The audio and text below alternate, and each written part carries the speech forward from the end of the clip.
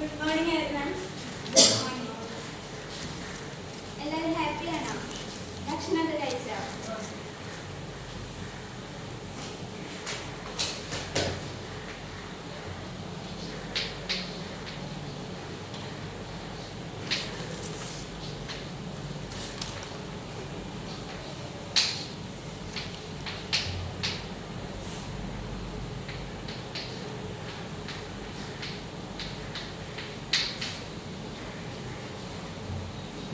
സ്വന്തം 1 2 3 4 5 6 7 8 10.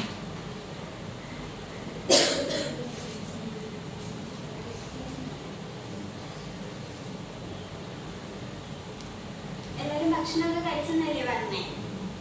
ഇന്നെന്തെങ്കിലും പ്രത്യേകിച്ച് കഴിക്കാൻ തോന്നിയോ ഭക്ഷണം? ഞാൻ നിങ്ങളുടെ കയ്യിൽ 100 രൂപ തന്നെന്ന് വിചാരിച്ചോ? നിങ്ങൾ ഈ 100 രൂപ കൊണ്ട് എന്തൊക്കെ വാങ്ങും?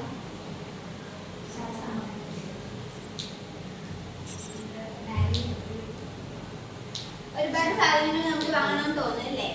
പക്ഷെ ഇതെല്ലാം ഒറ്റയടിക്ക് വാങ്ങാൻ നമുക്ക് പറ്റുമോ? ഇല്ല.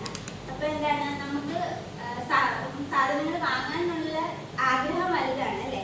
പക്ഷെ അത് വാങ്ങാനുള്ള സാഹചര്യം പരിമിതമാണ് അല്ലേ? അപ്പം അതിന് കാരണമാകുന്ന എന്താണ്? അടിസ്ഥാന സാമ്പത്തിക പ്രശ്നങ്ങളാണ് അല്ലേ? അപ്പൊ ഇന്നത്തെ ടോപ്പിക്ക് അടിസ്ഥാന സാമ്പത്തിക പ്രശ്നങ്ങൾ.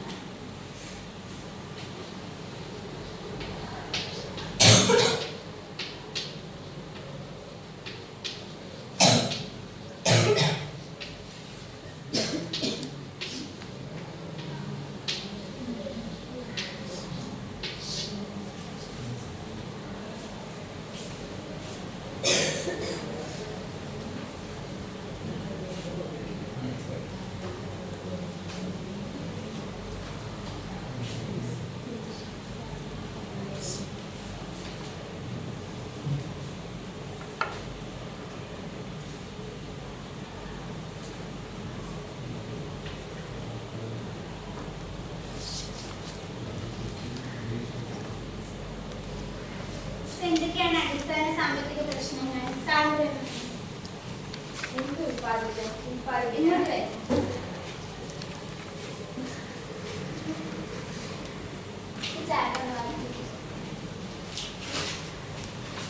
എന്ത് ഉൽപ്പാദിപ്പിക്കണം, എങ്ങനെ ഉൽപ്പാദിപ്പിക്കണം, ആർക്ക് വേണ്ടി ഉൽപ്പാദിപ്പിക്കണം? കയ്യിലെടുത്തേ. അപ്പൊ എന്തൊക്കെയാണ് അടിസ്ഥാന സാമ്പത്തിക പ്രശ്നങ്ങൾ? എന്ത് ഉൽപ്പാദിപ്പിക്കണം, എങ്ങനെ ഉൽപ്പാദിപ്പിക്കണം, എന്ത് ഉൽപ്പാദിപ്പിക്കണം എന്ന് വെച്ചാൽ എന്താണ്? നമുക്കിപ്പം നമുക്ക് ഒരുപാട് കാര്യങ്ങൾ വേണമെന്ന് ആഗ്രഹം കാണും അല്ലേ? പക്ഷെ അതെല്ലാം നമുക്ക് ഉൽപ്പാദിപ്പിക്കാൻ പറ്റുമോ? ഉദാഹരണത്തിന് സ്കൂളിലെ ഒരു ഉച്ചഭക്ഷണത്തിന് വേണ്ടിയിട്ട് നമുക്ക് പച്ചക്കറികൾ വേണം. അപ്പൊ നമുക്ക് പച്ചക്കറികൾ എത്രത്തോളം അളവിൽ ഏത് പച്ചക്കറിയാണ് വേണ്ടുന്നതെന്ന് നോക്കിയിട്ട് അതിന് അത്യാവശ്യമുള്ളത് വേണം നമ്മൾ ആദ്യം എന്ത് ചെയ്യാനായിട്ട്? ഉൽപ്പാദിപ്പിക്കാനായിട്ട്. അതാണ് എന്ത് ഉൽപ്പാദിപ്പിക്കണം എന്നുള്ളത് കൊണ്ട് ഉദ്ദേശിക്കുന്നത്. വാട്ട് ടു പ്രൊഡ്യൂസ്, എന്ത് ഉൽപ്പാദിപ്പിക്കണം. രണ്ടാമത്തത് ഏതാണ്? എങ്ങനെ ഉൽപ്പാദിപ്പിക്കണം. ഈ സാധനങ്ങളൊക്കെ എങ്ങനെയാണ് ഉൽപ്പാദിപ്പിക്കേണ്ടത്? അതായത് ഇപ്പൊ നമുക്ക് സാങ്കേതിക വിദ്യകളൊക്കെ ഒരുപാടുണ്ട് അല്ലേ? ഇല്ലേ? ഒരു ഉദാഹരണം പറയാമോ ഇപ്പോഴത്തെ കണ്ടത്തെ സാങ്കേതിക വിദ്യകളെ പറ്റിയിട്ട്? അതെ, മെഷീൻസ് ഒക്കെ ഒരുപാട് വന്നു അല്ലേ? ഇപ്പൊ നമ്മളിപ്പോ ചപ്പാത്തിയുടെ കാര്യം തന്നെ എടുക്കുകയാണെന്നുണ്ടെങ്കിൽ പണ്ട് നമ്മൾ മാവൊക്കെ കുഴച്ച് നമ്മൾ പരത്തി എടുത്തൊക്കെയായിരുന്നു ചപ്പാത്തി ഉണ്ടാക്കുന്നത്. ഇപ്പം ചപ്പാത്തി ഉണ്ടാക്കാനായിട്ട് തന്നെ ഒരു പ്രത്യേക ഫാക്ടറി ഉണ്ട്. അത് കവർന്നകത്താക്കി നമുക്ക് കൊണ്ടുവന്ന് തരും, നമ്മളത് ചൂടാക്കി എടുക്കുകയല്ലേ ചെയ്യുന്നത്. അപ്പം സാങ്കേതിക വിദ്യകൾ ഇപ്പം നല്ല നല്ല സാങ്കേതിക വിദ്യകളുണ്ട്. അപ്പം മൂലധന തീവ്ര സാങ്കേതിക രീതിയുണ്ട്, അതേപോലെ തൊഴിൽ തീവ്ര സാങ്കേതിക രീതിയുണ്ട്. ലേബർ ഇന്റൻസീവും ക്യാപിറ്റൽ ഇന്റൻസീവും.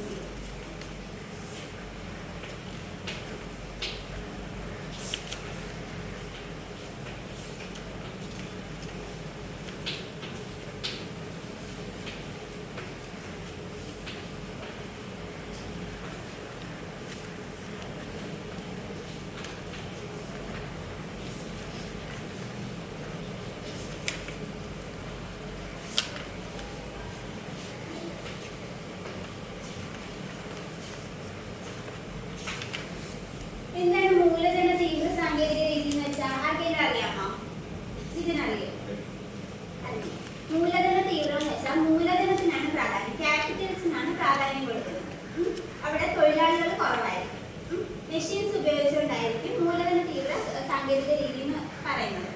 സാധനങ്ങൾ ഉൽപ്പാദിപ്പിക്കുന്നത് മെഷീൻസ് ഉപയോഗിച്ചായിരിക്കും കൂടുതൽ. എന്നാൽ തൊഴിൽ തീവ്രം എന്ന് വെച്ചാൽ എന്തായിരിക്കും? സാന്ദ്രതയിൽ പറയാമോ? ഇതിന്നും ഓപ്പോസിറ്റ് ആയിരിക്കും.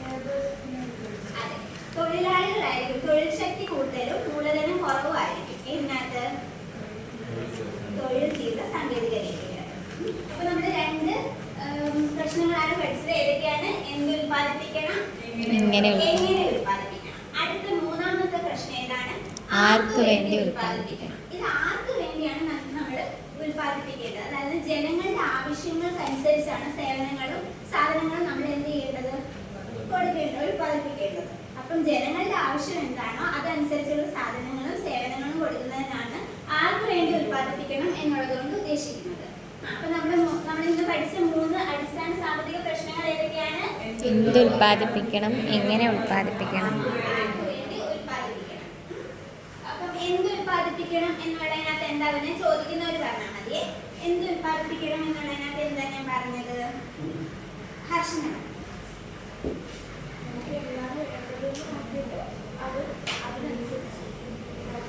അതനുസരിച്ച് ഉൽപ്പാദിപ്പിക്കണം അല്ലേ? നല്ലൊരു കൈയ്യടി എടുത്തേ.